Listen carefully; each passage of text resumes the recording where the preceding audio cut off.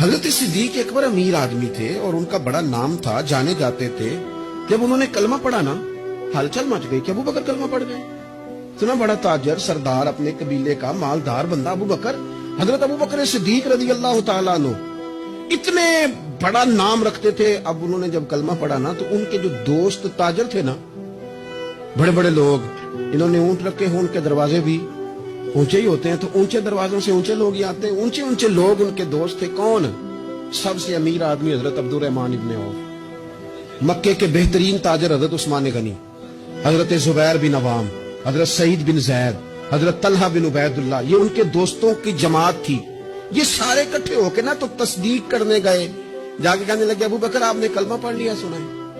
آپ فرمانے لگے سادہ تو نہیں نا اس سوال کا جواب، یہ کوئی عام کسی کا ذکر تو نہیں نا کہ میں فٹافٹ کر دوں، ذرا بیٹھ جاؤ. یہ بات میرے دل آمنا کے لال کی باتیں کرے، ذرا بیٹھو نا، تسلی سے بیٹھو. بیٹھ گئے. حضرت صدیق اکبر نے بات شروع کی.